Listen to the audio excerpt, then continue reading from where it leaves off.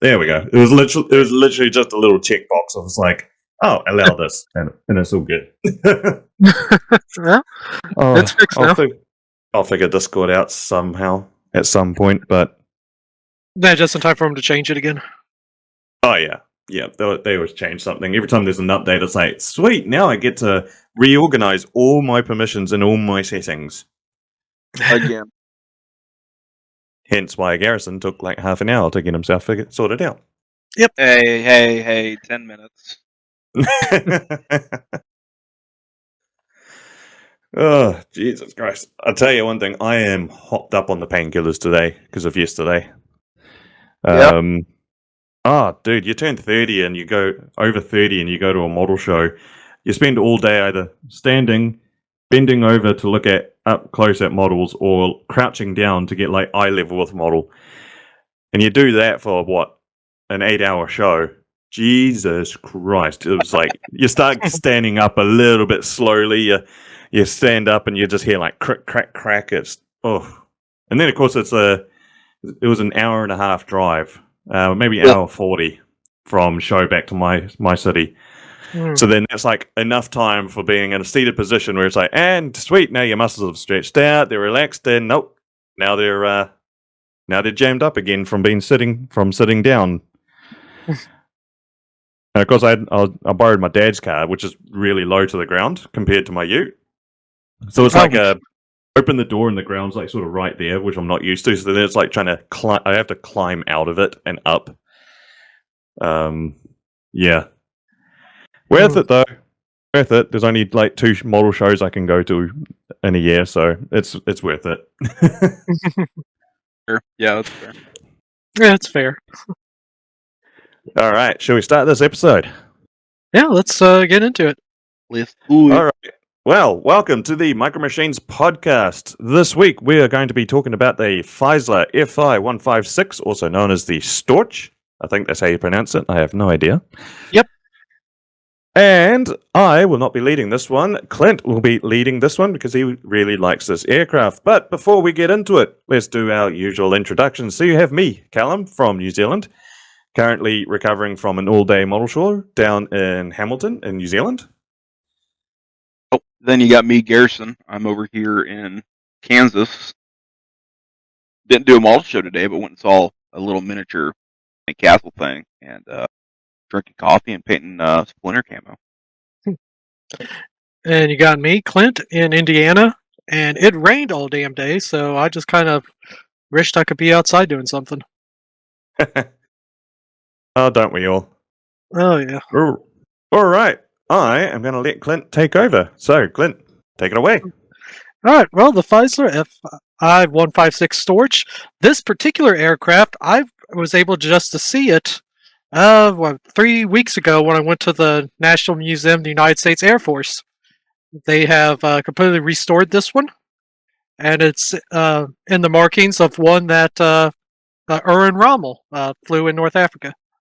Well, not flew, but flown in North Africa. Because I think he had 2 or 3 different ones that he would rotate into. I will say, I do love the North African camo they did on the Fieseler. Oh, yeah, definitely. Which I have tried to recreate at one point, and I'll talk about that later. Not failed, but let's just say it almost went flying itself. Well, of course, with any aircraft, you just don't jump right in. Exactly. It's like there's some learning curves. Yeah, it really looks like he's like, hey, we got this rail car here. Let's see if we can make it fly.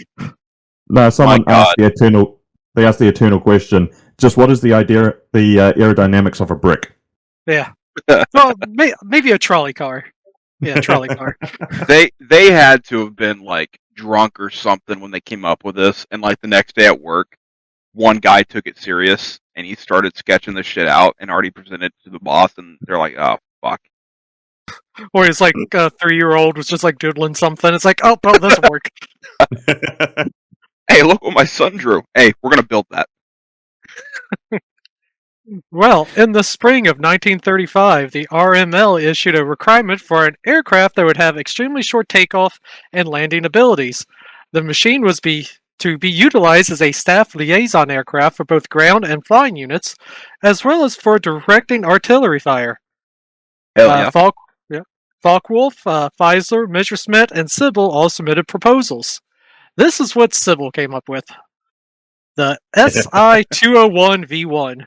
It was about as unconventional as can be imagined, with a box-like rectangular cockpit implying a considerable amount of canopy glazing. The observer sat forward and to the right with a very tiny tubular boom carrying the tail section. It employed an Argus AS-10C engine and a push-type configuration above the ring trailing edge, achieving 185 kilometers an hour. Test pilots said its landing and ground handling was terrible. Oh, I bet. I wonder why. The majority of the weight is over the landing gear. Well, not even, it's forward of the landing gear. Yeah. And it's the spindliest little landing gear in the world. Yeah. And god damn. I love And it. the way it's said, the observer actually sat up front and the pilot was behind. What the fuck? So, Jesus Christ. The Germans really did come up with some weird stuff. yeah.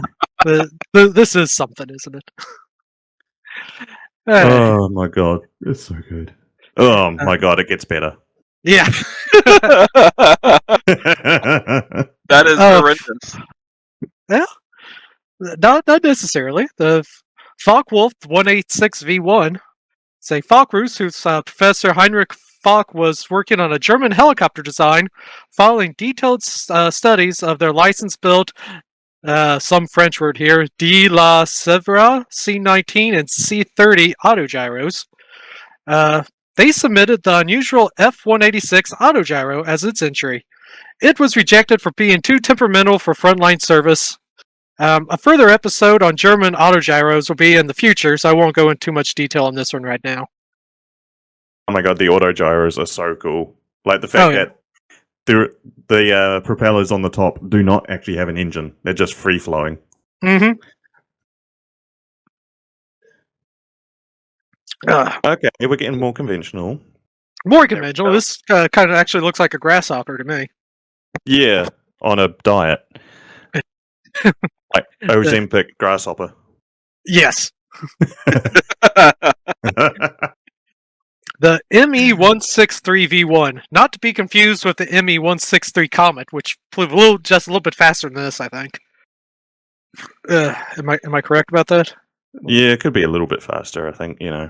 Just a bit. Nudge it out. Mr. Smith was building the BF-163 for the requirement, but due to work on the BF-109, they wasn't able to meet the deadline. The preliminary work was transferred to Dr. Adolf Robach, who was reluctant to continue with someone else's work. Construction of the BF-163 was carried out at the Robach factory on the north side of Berlin. It wasn't until early 1938 that it was ready, but by that time, Fieseler design had already been chosen. I mean, this one's not a bad looking. At least it looks like it should fly. Oh yeah, it's not a trolley car with rings. So yeah. The F-156 V1. The V1 was assigned work number 601 and given the designation D-IBXY. No photo of this first airplane has ever been found. The V2 WN602, designated D-IGLI, was under construction at the same time as the V1, but for some unknown reason was finished first. It was handed over to the Luftwaffe on the 29th September 1936, whereas V1 wasn't until the 11th of October. Only difference between the two was the length of the fixed slats. The V1 was 2/3 of the wingspan, and the V2 was 5/6 of the wingspan. Oh, sorry. Oh, damn. You struggling a little bit, are you? Well, I haven't had a Pepsi for a while, and I opened one up, and it's making me burp. Gotta get you back on that Pepsi train, man. Oh, I know. Yeah. It's crack addicting,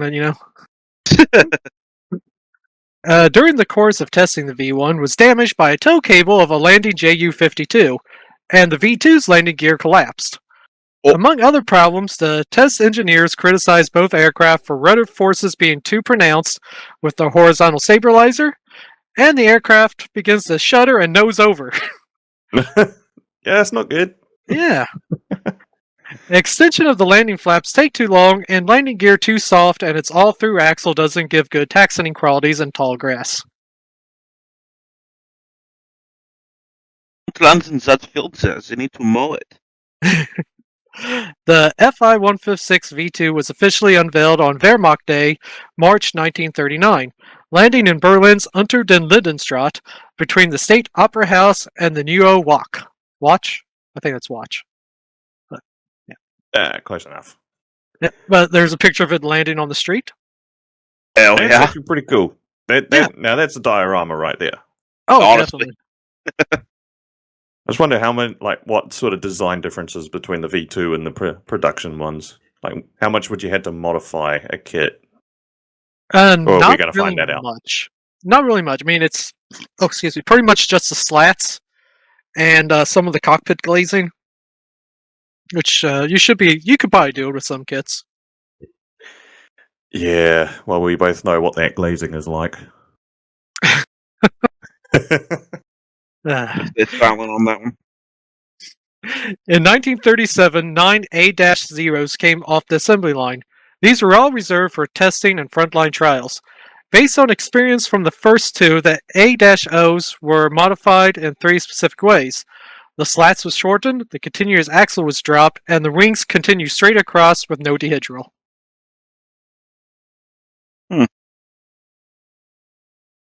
And here's the main production numbers, or stats.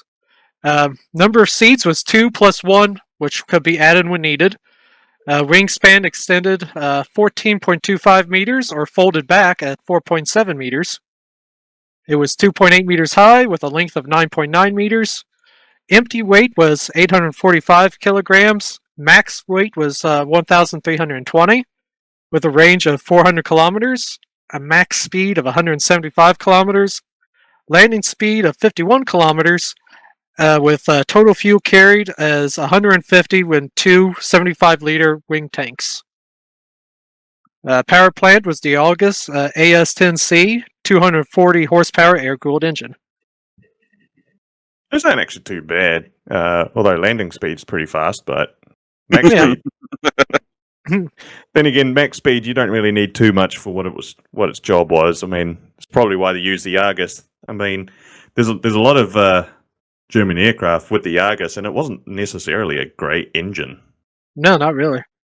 It was very underpowered, but I guess, yeah, for something like the Storch, yeah, it's fine. For something like, say, the HS-129, yeah, no, they just seem to have a lot of these. This the Storch was actually so light there was reports of it looked like it was actually landing backwards in strong winds. Just helicoptering in. Just Can you imagine?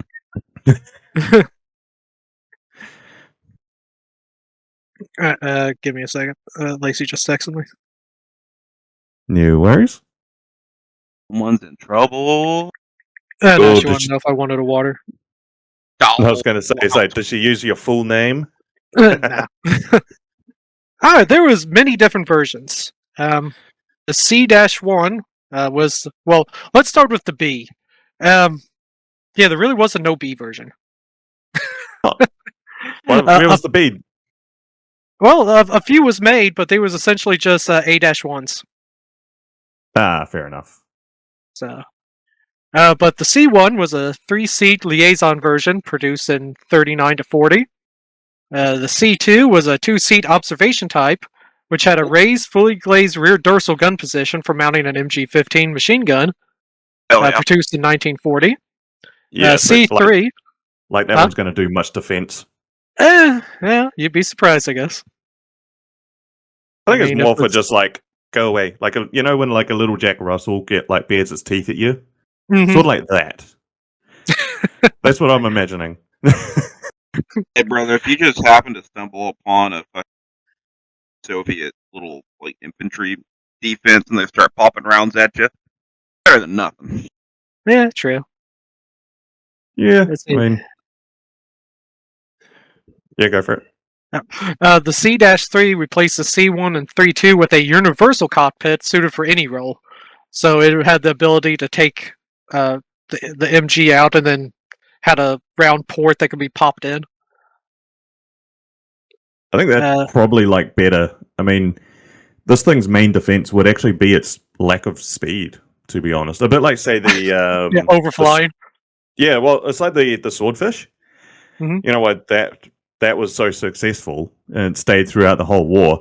And they interviewed German pilots after the war about shooting it down, and they said the problem was that thing full power was still slower than their max stall speed. Yes.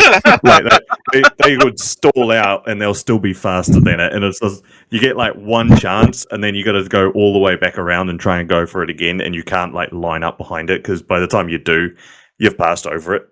Mm-hmm. And of course they're going slow speeds in a biplane. They're maneuverable as how they just turn on you and then you can't get inside them. That's like the main thing. That's why they're so good. It's like they were so slow that they were difficult to shoot down because of that. Let's see. You had the C3 Trop version, which was adapted for tropical and desert conditions, was just the filtered intakes. The C5 was the addition of a belly hardpoint for a camera pod or jettisonable auxiliary tanks. Some of these was also fitted with skis rather than reels for operations in snow, produced in 41 to 45. The C5 Trop, again, the version adapted for tropical desert conditions with the filtered intakes. You had the C-7, which was a 3-seat liaison with a flat cockpit glazing, similar to the C1. So the initial version, the C1, and then it went to the all universal cockpit. Well, this one went back to the flat cockpit to pretty much be more comfortable for people. And you had the D-O, which was the pre-production version of the air ambulance. Version of the C model with a larger cockpit and extra rear fuselage location, starboard side door for stretcher accommodation, and powered by an Argus AS-10P engine. That was produced in 1941. You had the E-1, which was another liaison version, identical to the C1. 10 pre-production aircraft were fitted with tracked landing gear and were produced in 1941 to 42. And I've tried like hell to find pictures of this with a tracked landing gear and cannot find any. If any of our listeners can find it, please send us that photo because I am struggling to figure out, to even conceptualize a Storch with tracked landing gear. Like, what does that even look like? The same. I really want to know exactly what it is. Plane tank. I mean, tracked landing gear is like a fever dream when you see it to begin with. So, like, is that something on a Storch? Yeah, gotta see it. Mm-hmm. Then we had the F-146F or P, which was counterinsurgency versions, which is identical to the C3, but with machine guns and side windows and bomb racks that could also drop smoke canisters. Nice. So this is a 156 gunship. Pretty basically. much. Yeah. Oh, that's cool. Yeah. That's actually kind of cool. It just misses the howitzer, Yeah. They had the U version, was anti-submarine, which is again identical to the C3, but with depth charge capability. The K1 was an export version of the C1 that was bought by Sweden. And then the Fi-256, which is a 5-seat civil version. 2 were built by Moraine Saliner, which sounds French to me, but I don't know. Yeah, it's a French. I think it was taken over after the war. Moraine Saliner. They basically re-engined the 156 and used it for civilian stuff. So instead of having the inline water cooled, they put a radial on it with no cowling. It looks weird. This here was one of the modifications that could be added to the Storch, any version, and it is a cable layer. He is laying communication cable. That's actually. That's cool. Which I think this would be a really cool diorama idea right there. It honestly yeah. would be, because the amount of communication wires that were thrown out throughout the war was insane, and it's not talked about enough. Yeah, And they like do the make them in logistics weird behind sizes. it. Oh yeah, it's like they Like- do make this in 35th scale, so it fit into a diorama easily. Yeah. Hey, I want to do one so bad now. Just have a trail of lying behind it. Yes. And here's a C1 with the skis adapted. And here is the air ambulance version in the desert, which I think Very is nice. pretty cool. Unfortunately, I don't think any company makes an air ambulance version. Nah, I think you'd probably have to modify that a bit, which wouldn't be too difficult. It looks like you just have to like cut a panel out and hinge it, but that's about it. And then again, this is the aircraft that's at the title page. It's painted as the Storch used by Field Marshal Erwin Rommel in North Africa, built in 1940. It was exported to Sweden, where it remained until 1948. The last German to fly it before its acquisition by the donors to the museum in 1973 was German World War II ace Erich Hartmann. Huh. See, at that point, if it was flown by Hartmann, I would have like painted it up as his one, like the one that he flew, because he actually flew it. Yeah. But it's my hot take on that's what I would have done. Same. It's like it kind of pisses me off a little bit. It's like and a lot of museums do this. Well, it's like the aircraft has its own cool story, but they decided to depict it as another aircraft completely. Yeah, like I get the ones where they take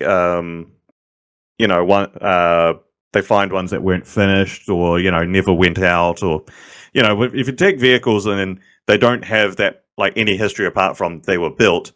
Yeah, that's cool. Do whatever, because it doesn't have anything. Something like this that was actually flown by a World War II ace, and it was the last person to fly. All of that. Wouldn't you want to paint it up to preserve that history of like this has got a real niche sort of thing to it, instead of just because there's most likely at least 3 or 4 Storch around the place painted up this exact way. Oh, I imagine there is. Yeah, like whereas this one, it's like it was flown by a World War II German ace, Erich Hartmann, who is probably one of the more famous ones.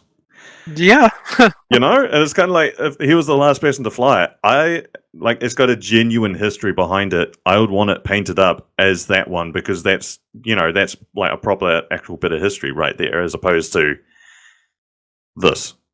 Mm-hmm. No offense to them, but they fucked up. And this is the completely restored too. There's more covering Ermel Rommel. Yeah. Oh yeah. Yeah. Way more. And so it's cool, but yeah, having that the last German to ever fly that plane, that just preserving it in that exact like scheme and the inside layout and everything would have been awesome. Yeah. But yet again, who knows if they knew exactly what it looked like too? Because Sweden had it for years. So I mean, that's fair. Yeah. Yeah. I mean, nah, who knows? Yeah. Unternippen Niwi. Niwi? It was sounds like a Jawa or something from Star Wars, brother. Houdini. It was an That's operation. more like a Jawa. Yeah, Utini. Yeah. Were they just actually alcoholics, but they were too drunk to actually pronounce martini? Hey,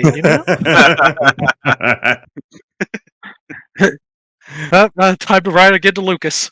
Yep. That's now canon. That's why they're always stealing stuff. They were just addicts. They're just out there looking for copper to feed their addiction. Yeah. That actually makes so much sense. It does. Jesus Christ. Fucking Georgia stuff here. You will never watch them the same again. Oh yeah. watch them in the mind of the Jawas actually just being addicts. Like, yeah, then everything makes sense. Yeah, take that R2, you stupid addict. Cusses so much, every word's just a beep.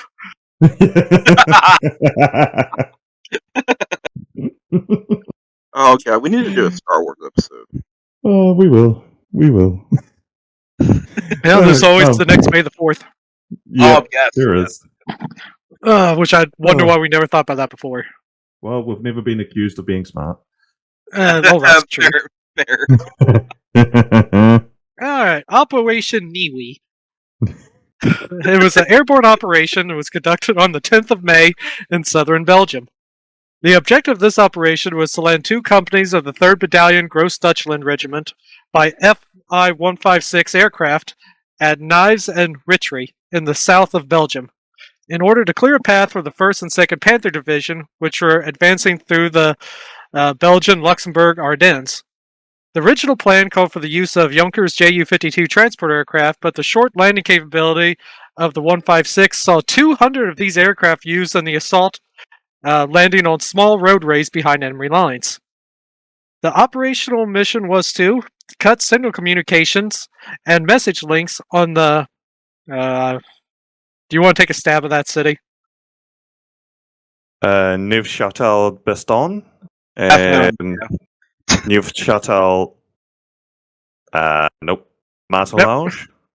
Cliff. I don't know. No, the Belgians and their French-speaking ways. It's not French. It's Frankish. It's actually Frankish, not French. It's actually. It looks French to me. Depends on which part of Belgium you're in. Some, like half of it's French, half of it's sort of Frankish, which is as close to French but not quite French. So it's like going down to like Alabama. It's like it's English, but it's not really English. Well, it's French, but after a couple of 11% beers. All right. Okay, back onto it. Prevent the approach of reserves from that area. The Nifka Chateau. Neufchâtel. Neufchâtel. Okay. I don't know. Anyway. And facilitate the capture of pillboxes and the advance by exerting pressure against the line of pillboxes along the border from the rear. The German infantry were engaged by several Belgian patrols equipped with T-15 armored cars. Several Belgian counterattacks were repulsed, among them an attack by the 1st Light Chasseurs Ardennes Division.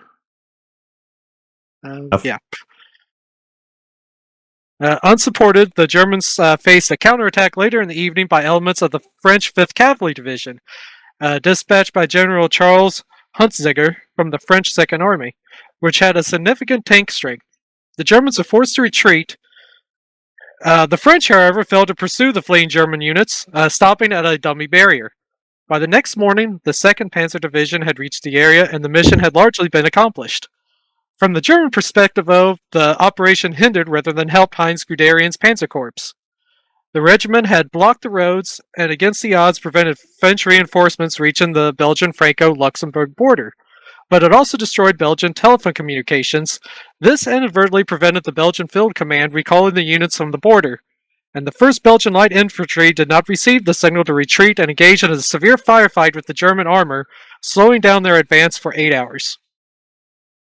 So they use 200 of these, and they can only carry a max of 3 people, but that's including a pilot. So, yeah, simple deduction. Like, I'd take it the pilots weren't like suddenly turn into frontline infantry. No. So what I understand, they flew them in and flew out. Yeah, so you're only dropping off 2 at a time. So that's only what 400 men used in that. Mm-hmm. That's not too many, but to be fair, I mean, a ballsy move. Yeah, at the time, that's pretty ballsy. All right. Unter Himmel Ichi, or Operation Oak, the Grand Sasso Raid, which I'm sure you guys know about that. Yep.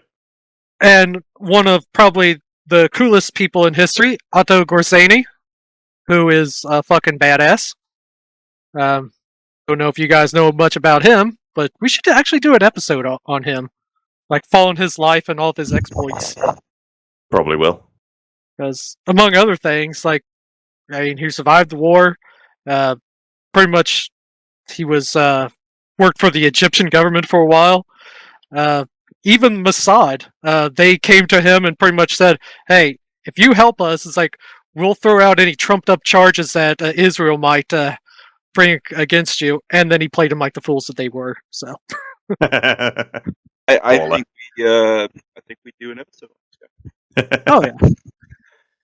On 12th September 1943, Scorsese and 16 SS troops joined the Fallschirmjäger to rescue Mussolini in a high-risk glider mission. 10 DFS-230 gliders, each carrying 9 soldiers and a pilot, towed by Henschel HS-126 planes, started between 1305 and 1310 from the Pratica di Marea Air Base near Rome. The leader of the airborne operation, paratrooper Oberleutnant George Freiherr von Broschbisch, entered the first glider, and Scorsese and his SS troops sat in the 4th and 5th glider. To gain height before crossing the close-by Alban Hills, the leading 3 gliders' towing plane units flew an additional loop.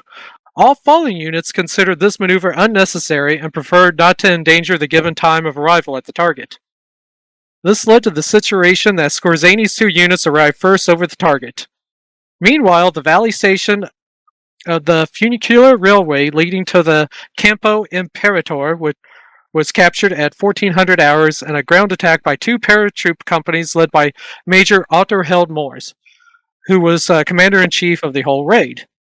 They also cut all telephone lines at 1405. The airborne commandos landed their 10 DFS-230 gliders on the mountain near the hotel.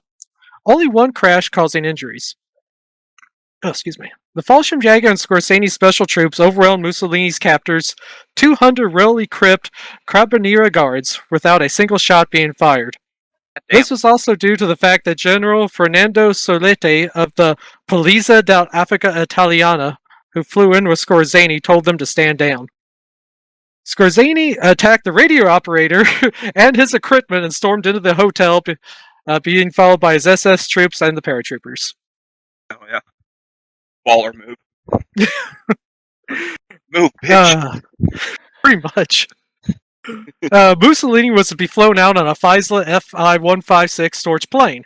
Although under the given circumstances, the small plane was overloaded. After an extremely dangerous but successful liftoff, they flew to the Pratica di Marea. There they continued immediately, flying in a Henkel HE-111 to Vienna, where Mussolini stayed overnight at the Hotel Imperial. The next day he was flown to Munich, and on the 14th of September he met Hitler at the Wolfslayer headquarters near Rostenburg. So, they literally the pilot, Mussolini, and Scorsese, who was a big tall motherfucker, who is the tall guy in the picture down here to the left of Mussolini. That one? That one, yep. Jesus. They all piled into this Storch. It took off towards the cliffside, dipped down before finally getting enough speed to start climbing again. Oof. See, he's tall enough. He doesn't even need an observation aircraft. He is the observation. Oh yeah. I said we need to do a story about him. Honestly, that guy sounds pretty dope. Oh, he is. All right, and if you want to build a Fieseler Storch, there's many different options. If I built the Tamiya one, I think it is probably one of the best kits Tamiya ever has put together. If you're into odd scale stuff, the Hobby Boss makes it in 1/35, which is the old TriMaster reboxing. Oof. Although it is U. No, TriMaster is a good. Is it good? Oh, yeah. Okay. I mean, at least it is the U, which is the anti-shipping one. Has the push trade right here. They make like 4 or 5 different versions. Oh, nice. But they don't make the air ambulance, unfortunately. Oh. Yeah. Revell makes it in the weird 30-second scale.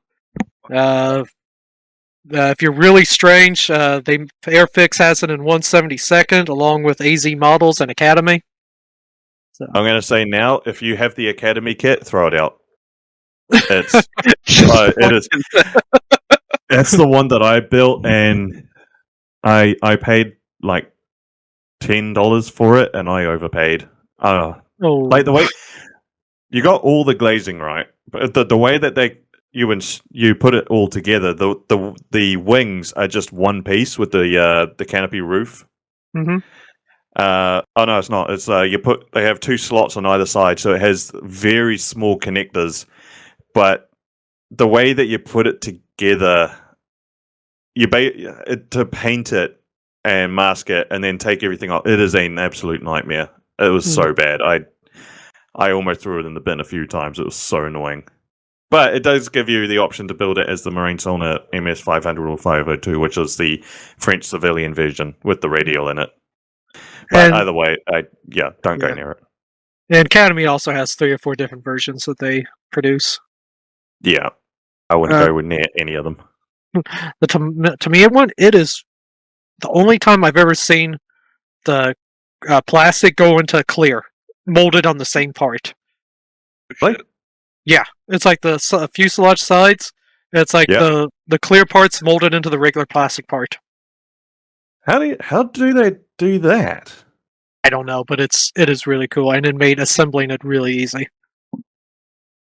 Oh, man, that's cool. Like, I'll give that one a try to do a diorama, but I'm not going anywhere near the Academy one again. Never again.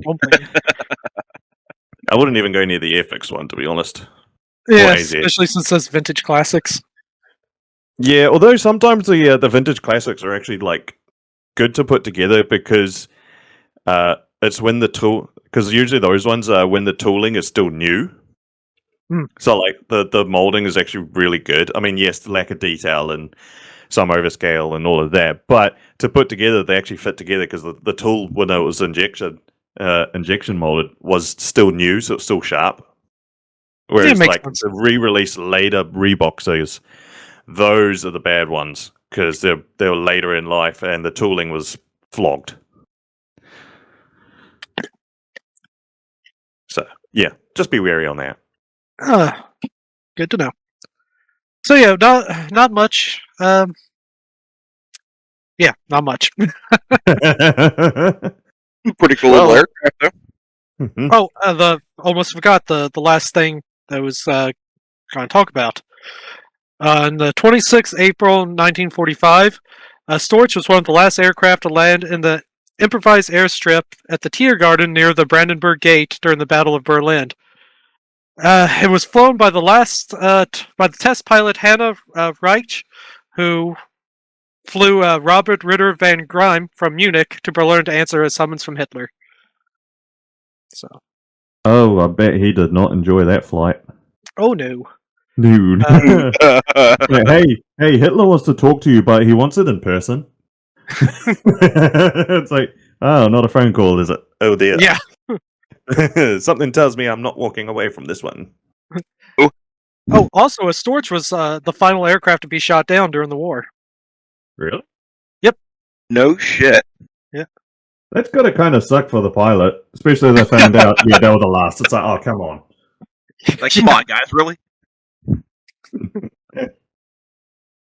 Then again, there are odd things, like the very first aircraft to shoot down an aircraft in the Second World War was, I believe it was a Hudson.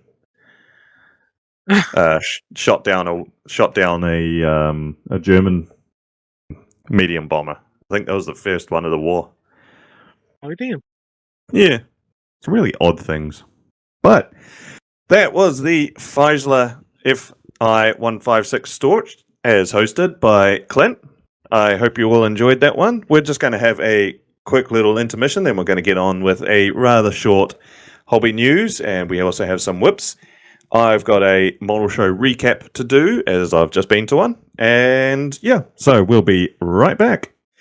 And we are back with the hobby news. And this one's running a little bit light, but there are still some fairly interesting offerings. So we're going to go through them and have a quick little chat about them. And first up from Takum, this is a new parts kit, a new limited edition, I believe. This is the King Tiger V2 Restoration Project edition. So this is in 35th scale, the King Tiger initial production. This is made in conjunction with the Tank Museum in Bovington. So this one goes to supporting the restoration of the version 2 Tiger, which I have had the pleasure of seeing in real life. Ooh, lucky. Very nice. So this one comes all hatches to be open or closed, detailed static display, PE, 4 markings, workable tracks, all the good stuff that you should expect from TACOM.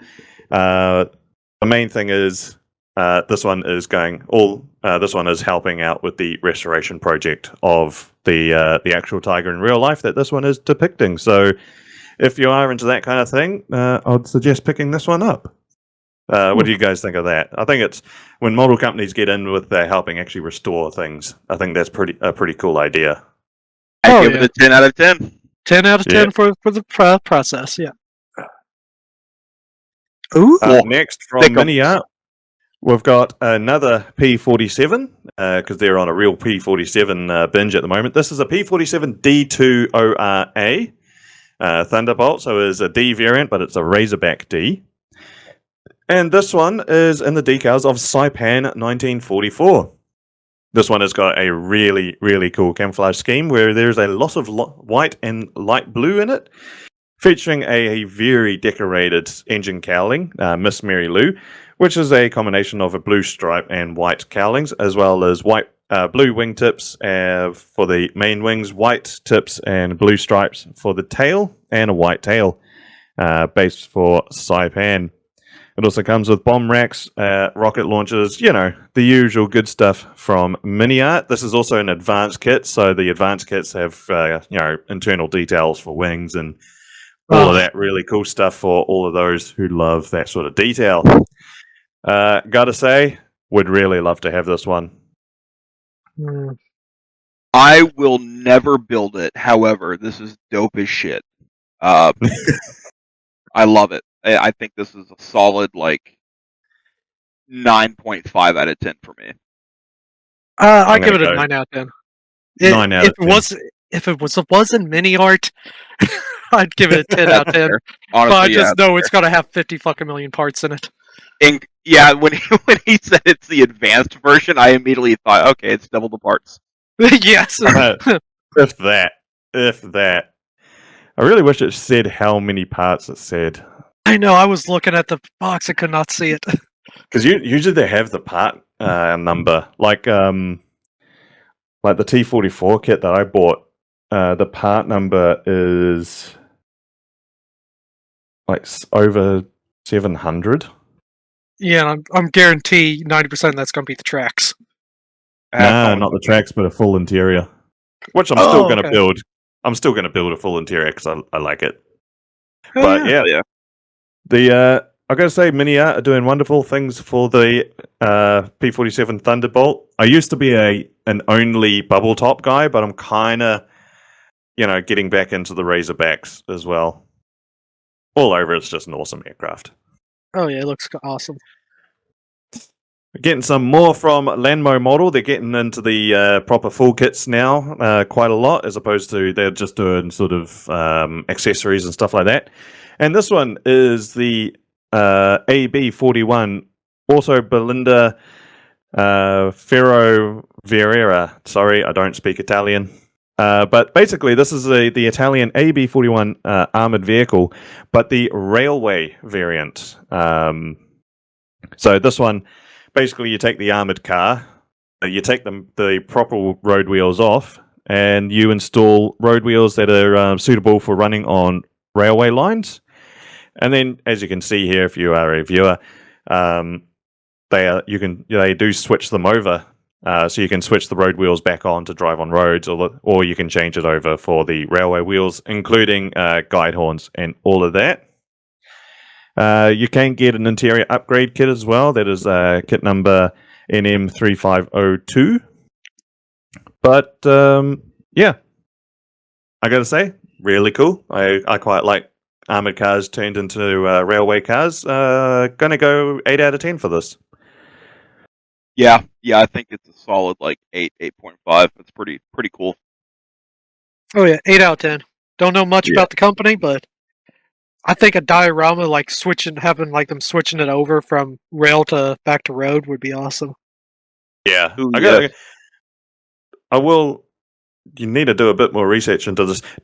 Would they have to pull them off the tracks first, run them on the road tracks onto the road, and then switch them over? Or do they do them on the tracks? I mean, I don't know. I'm just trying to figure out logistics on this at the moment, and I'm struggling here because it looks like they actually pull. So it's not that the tire hubs themselves, but they pull the tires off and install the railway wheels onto the hub and then back over. That's what it looks like. That actually sounds like a pain in the nuts to do. Yeah. And of course, we're not getting one; we're getting two of them. And along with the 41, we're getting the AB40. So it's basically the same as the 41. However, the 41 features 20mm autocannon. The AB40 features two Breda. What's the caliber that the Italians used? 6.5, I believe. Because I think all their Bredas use the same caliber as the Carcano, which is a 6.5, I believe. Weird round, but this also you can get interior upgrades and all of this for this kit. Again, I'm going to go solid 8 out of 10 for this because the auto blenders are really neat looking vehicles. Oh yeah. Yeah, solid 8. Yeah, 8. I love autocannons. We've got a few from ICM. First, in 48 scale, we have the Last Marauder. So this is a new decal set for the B26 Marauders that they have. And this one represents, I believe, the very last Marauder that was produced. So it's got the decal and markings for the very first one that came out of a factory before production ceased, which is a kind of cool idea. It's a nice homage to the Marauders. The scheme actually looks really cool. Instead of being just camouflage or just overall bare metal, it's actually a half and half. We've got a top side of olive drab, and a bottom half of bare metal finish, which kind of gives it a really nice look. I'm going to go solid 8 out of 10 as well because I really love Marauders. I'm going to say 7 out of 10. I think a solid. It's pretty cool. Pretty cool idea. I'll give it an 8. Another one from ICM. This is a figure set for the Tankerwehr 1918. So this is a German army anti-tank unit from World War One. Includes a crew operating the Mauser Tankgewehr, although it wasn't actually called that during the war because the name of tank wasn't actually a thing. So it can't be anti-tank rifle because it wasn't known as a tank. Yeah, right. It's one of those post-war renaming things. But it does have the anti-tank rifle and a team manning an MG-08 machine gun as well. So if you're looking into World War One diorama scenes and stuff like that, this will be a kit you want to pick up because it does look really nice. 10 out of 10. Oh yeah, 10 out of 10. I'm going to go 9 out of 10. I'm happy to see anything World War One. So yeah, that is true, especially figures because they're a lot more than a lot of people give credit for. And lastly, one from Mini Art. So this is a G7117 1.5 ton 4-wheel drive 4x4 truck, the sort of classic American truck from World War II. But this is a maintenance shop truck with a trailer. So this includes all maintenance tools in the back as well as a lifting crane. You got a trailer full of equipment as well. So for doing any sort of logistics diorama or anything like that, this will be one that you want to look out for. And I do not know, however, if it includes a driver figure or not. So need to keep an eye out for that. However, a pretty cool subject either way. What do you guys think of this one? Pretty cool. I think if it comes with all the it says maintenance shop truck with trailer, so I'm assuming it comes with all the shit in the back that it shows on the box. I have a feeling it does, yeah. If that's the case, and especially this comes with a driver figure, I think a solid 8. You could do a lot with this. A maintenance diorama, an ambush scene. There's a lot you could do with it. Yeah, totally agree with you. And that is all for the hobby news. I told you it was a pretty quick one. Now we're going to talk about what we've been working on. Garrison, you're up first. Righto, gents. Well, I haven't been doing much modeling lately. School's been kind of kicking my ass this summer. But I'm back to the bench, and I've been working on my late war U.S. Army push into, I forgot the name of the town, diorama. Started doing some sandbag painting.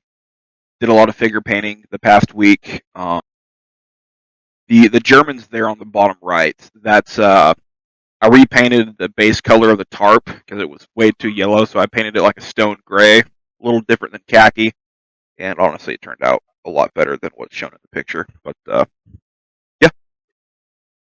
And that German bottom right, is he punishment battalion?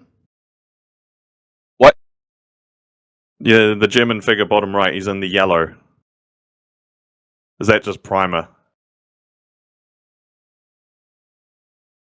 Oh, no, that was, I did so when I initially painted up the guys with the airbrush, I did a black, and then I was like, I really don't want to paint like a khaki color, so I used like a similar color to khaki I had for the airbrush and painted it, because I was like, that'll do just fine. And then it was like, no, it's not. I was going to say, like, maybe leave it as like the yellow because they did that for punishment battalions. They're wearing yellow and they stood out. Unfortunately, it is too late. I am halfway done with the hunter camo on that canvas fucking tarp. That's a pity. And then another thing, Art, should we go ahead and announce that 17 pounder bid, or? Yeah, up to you. You're the group build guy. Fuck it. So, in order to help get the podcast crew to record more and get together more often, we are starting a 17-pounder group build that is just for us. I decided to go with a Polish Firefly, and in doing so, I picked up this RT diorama Dutch Village Street set. I've been wanting to get an RT diorama kit for years now, and finally pulled the trigger. This is just a size comparison with my TACOM Sherman. It's a fairly large diorama scene. I'm very excited to get to working on it. A couple pieces broke, but nothing some glue can't fix. But yeah, very, very neat set. This Is turned it up ceramic? pretty quickly. It did turn up quickly, and yes, it is ceramic. Yes, yeah, I got the ceramic version. Very nice. Yeah, detail looks pretty good. Yeah, it's insanely detailed. I'll have to get a close-up shot so you guys can see it later when the light hell yeah. on it. Doesn't include like everything in the little photo on the packaging. No tree and no like photo etched fence there, but besides that, everything else is included. Yeah. That's still pretty good. Oh yeah, and it's fucking. I forgot it was ceramic, so when I lifted it out of the box, I went to like, yank it out, and I was like, oh, don't want to do that. Yeah, no, yes, Garrison. Just how did you get this back injury? Right, not another one. But yeah, no, it's pretty cool little set. I'm definitely, once I get this one built up, I'll be investing more into RT diorama sets. Yeah, that's a good idea. At least being ceramic. You're going for a bombed out house. If you do drop it a couple of times, that's just adding to the weathering. Yeah, it's okay. It's fine. Yeah. All right, I can finally announce that my Germany 1945 German surrender diorama is finally finished. Hell yeah. I've been working on this since December last year. Damn. I only just finished it in time for the model show yesterday. But you're pulling a Clint there, buddy. Yeah. I thought I was the pro builder. I mean, I've done a full diorama and base by the time, and you haven't even finished your 251s yet. I've only been working on them though since February, so I'm still ahead of you. That's true. Yeah, I gotta say, I've only managed like 2 full builds this year, and usually by this time of the year, I've got like 5 at least. So I'm gonna have to knuckle down and actually get some things done. So I'll be looking at a few quick builds soon, but yeah, pretty happy with how this one actually turned out, especially the figures and whatnot. So believe it or not, the German figure. I didn't have any acrylic paint in the colors that I needed, so that's actually enamel, hand brush painted with thinned enamel paint, and I managed to get it fairly decent to how I wanted it. So It especially looks being really one good. color. Yeah, what I found with the enamel paint was actually like blending highlight to shadow instead of getting like a lot of harsh lines, which sometimes you do need, because that's how light works. But then just blending in like shadows and stuff like that was a lot easier with enamel because it sort of reactivated itself and to blend in. So yeah, Well, worked really well. Very nice. You just have to be really careful. So then I took that and a couple other builds to the Waikato Scale Model Show yesterday, and my Germany 45 diorama ended up with a highly commended. Was pretty pleased about. I wasn't expecting anything. I never expect anything. And then for my SMK tank, so the Waikato Scale Show, it's a 50-50 scale model and Warhammer show. They do it in conjunction with the Hamilton Immortals. So it's separate competition, separate prizes and prize givings and all of that. However, there are some crossover ones, to keep the friendship sort of between them. So the Scale Model Club award a couple of awards to the Warhammer guys for builds based on, scale modeling criteria for judging. And then the Immortals do the same over in the Scale Model show, but based on their sort of criteria. And I brought along my very weathered, quite fairly rusted, snow-covered SMK tank, which looks very, very different to what everyone else brought along in the 35th Armored category. So they were doing the prize giving, and the Scale Model guys went first, and then it was the Immortals. And I kind of zoned out a little bit because I was tired, lower back was sore,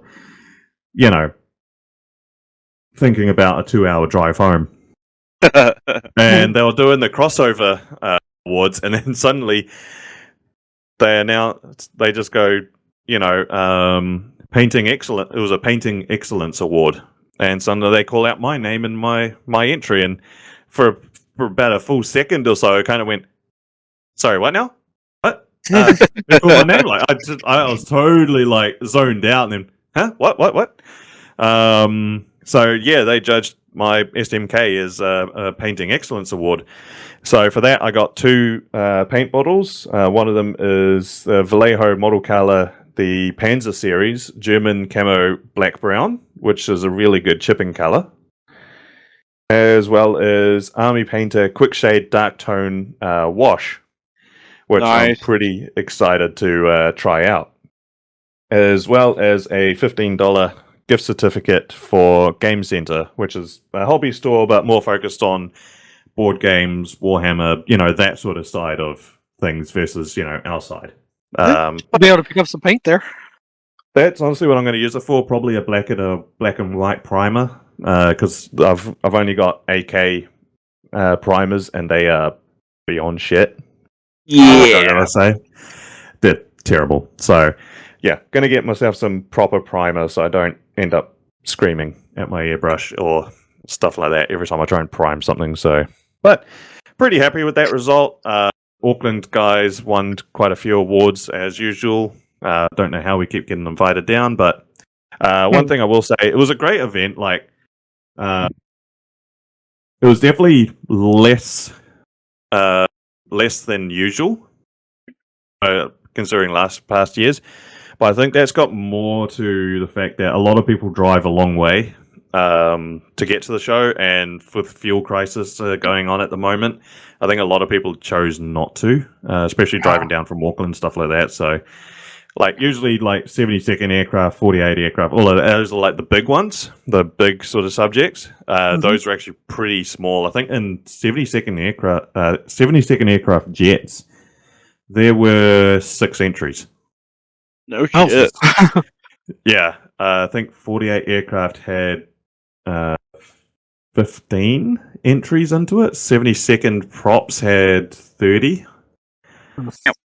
Yeah, it was pretty small. So you can tell that they still put a pretty good show on though. They had some really good vendors. They had a couple of people who were selling off very large stashes.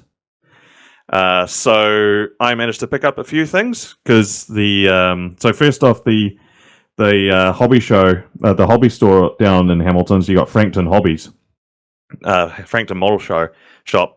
For the day, they were doing a 10% discount because of the show. But they also got a whole bunch of Verlinden conversion and upgrade sets and resin sets and stuff like that. So me and my buddy Andrew Measy, we went down to have a look. Didn't pick up any of the Verlinden, but I did find this Fujimi 72nd scale catapult launcher for aircraft. Nice. That was going dirt cheap, so I ended up picking it up for about $17 or something like that. Nice. So yeah, pretty good. Mainly just so if I do find myself a seaplane, make a pretty cool diorama for that. From a guy that was selling off his stash, I picked up a Mini Art T-44, the Soviet medium tank, the in-between of the T-34 and the T-54, funnily enough.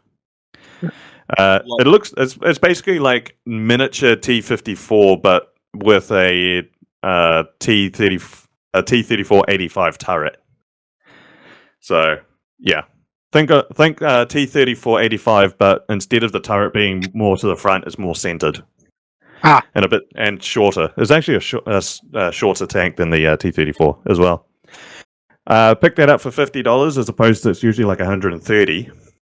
And then I opened it because it was quite a heavy kit, and there was a metal gun barrel for it. Was included. They had bought for it, and tow cable set and some stowage. So that was all with it. So pretty happy with that. Don't know when I'm going to build it, but it's nice to have. And the two resin 3D printed things down here. So they were printed off by my friend Andrew Measy, who's down in Palmy. So the vehicle is a 1:56 scale NZLAV, but it's one of the engineering ones, so it's got the obstacle blade on it and stuff like that. So he printed that for me, and it's really detailed. So that's going to be cool. And then the bust is actually of my buddy Andrew. He got himself scanned, and then he got one of his friends to put a German helmet on him. So it's a fairly big bust, and yeah, it's of him, and it's you look at it, it's like, holy shit, that is actually you. It's really good. So I've got that to paint up as well, which will be a bit of fun. So you know what you have to do, right? What? You have to paint it like he's in drag and give it to him. I would, if it was my buddy, I would do that. Yeah. But yeah, so that's the haul that I got. So pretty happy with that one. Well, good. And that's it.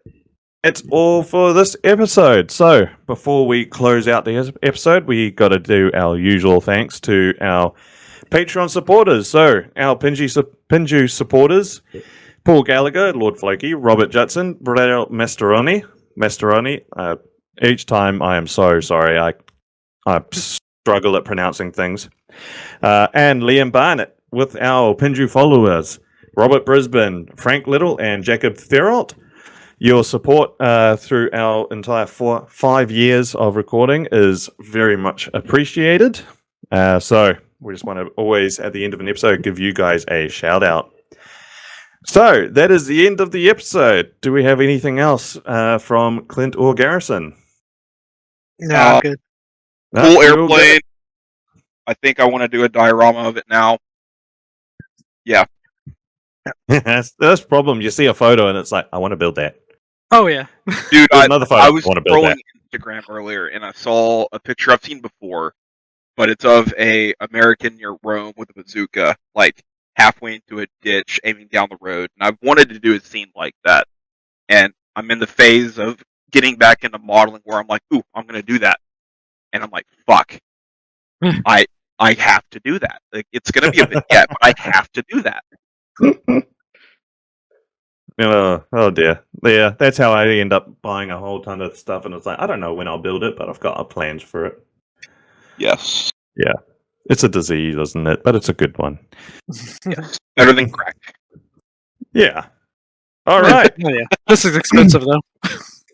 Yeah. Oh yeah. Actually, I think crack might be a bit cheaper.